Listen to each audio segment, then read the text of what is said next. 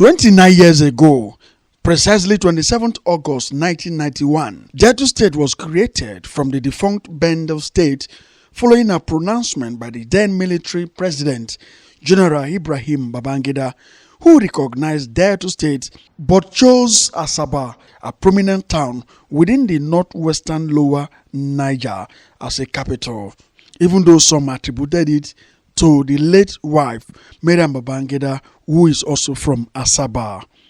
The name Bendel, coined from the old Benin and Delta province of Western region, Delta, to reflect the integration of Benin and Delta provinces.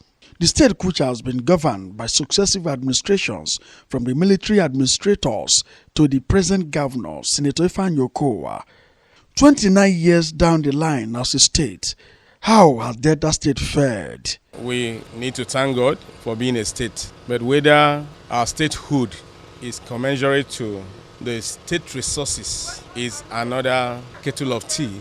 A 29-year-old state, like any man, should be seen to be able to cater for himself and his household. Yes, the state is richly endowed with natural resources, talking about oil and gas, and even agriculture. So, as a state, where we are today, not the desirable place we should be as a state, given the quantum of resources that have accrued to Delta State in the past 29 years. Be that as it may, we have a very virile, energetic, productive people. Our hospitality is next to none across the nation. In fact, the real home for all is Delta. 29 years of Delta State is a dismal failure. You will blame everything on military because when we are about embarking on democracy, we ought to meet together and set the rules for governance or administration. So we began to operate democracy without the necessary rules of democracy. I will say categorically that Okowa has succeeded within his limited means, within his limited resources. Now, Delta State, I don't think we have ever had it this good.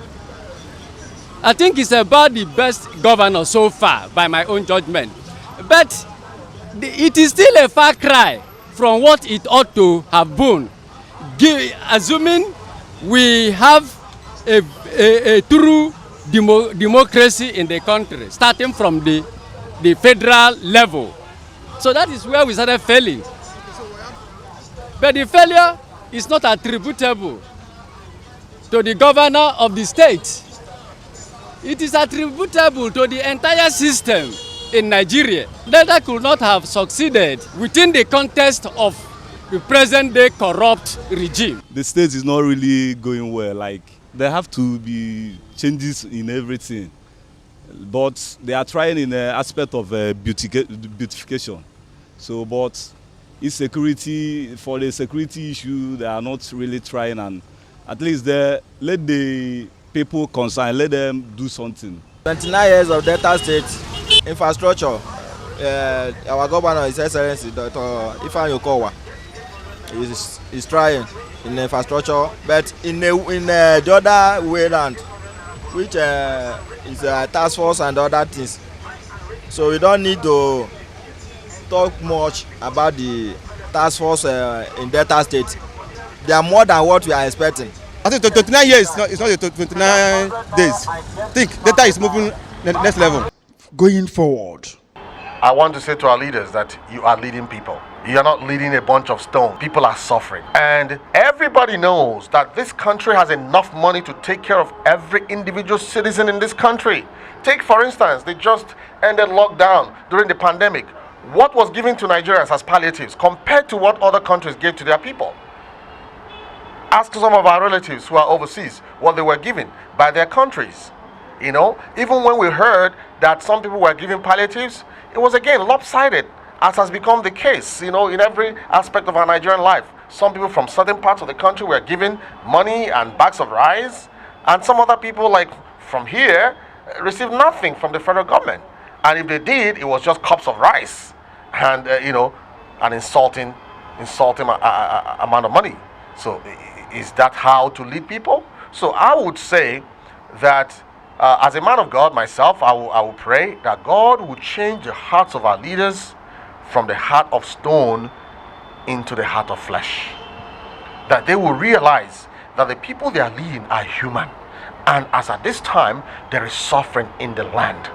And it's not just because I'm saying it, it's because it's recognized internationally that Nigeria has become the poverty capital in the world, and nobody rejoices in poverty. It means our people are suffering because poverty is painful. So let our leaders please step up in alleviating the suffering of the masses. Create jobs, create opportunities, step up our educational institutions so that they can prepare our teeming youth for the challenging life ahead. Educate them for the future so that they can be competitive in the global market. Without that, I don't know what they are doing with leadership. All we need to put in place is the fit and proper utilization of our resources. When you are given a position of authority, I want you to understand the fact that it's ephemeral. And in fact, one thing that I read, one thing that Donald Duke said, he said, those persons who are given position of authority and misuse it, is it that they don't have wives at home? Because the woman is supposed to be a helpmate. When you're going wrong, your wife should look at you in the face and say, my husband, you're going wrong. A situation where you come and accumulate, I call it accumulated accumulation of wealth. You want to accumulate all the wealth you have. If you die, you will just be buried in 1/6 feet. So our leaders should know that it is a call to service. Now once you are given that power, you will now become a servant to the people. Because your upkeep is taken care through the tax people are paying. And that whether you know it, whether it be it for 20 years, 20 years can be so short. Well, my advice to the leaders is this. Let them remember that the country belongs to us all. The country belongs to both the leaders and the led. We all own Nigeria. But they have cornered the whole country to their individual pockets. That is the truth of the matter. There's been some milestones, there's been some shortcomings here and there, but all we can ask for is improvement. Where there are very serious fundamental areas that needs a lot of improvement, a message for the led most importantly, because they are the weeping masses, I ask them to endure with leadership. They should endure with those that are leading. Leadership is not an easy thing. There's a lot that involves leadership, both physically, spiritually, and otherwise. They should pray for leadership. They should pray that wherever they're making mistakes, wherever they're getting things wrong, that God should lead them aright. God should refocus, redirect them, so that they will do things correctly. And where it has to do with personal self-centeredness, God should also curtail the appetite to be contented also, so that there won't be issues of wanton corruption and wanton level of aggrandizement. You understand? Then for the leaders, like the name implies, to whom much is given, much is expected, they should know that there's suffering in the land. And of course, the buck stops at the table of the leaders. There's no excuse good enough for you not to take your responsibility. If it's not good enough, you should look for ways to make it better, so that it satisfies the masses. While you pray more that God should grant you wisdom, grant all of us wisdom to be able to lead our followers properly. At the end of the day, I pray for everybody.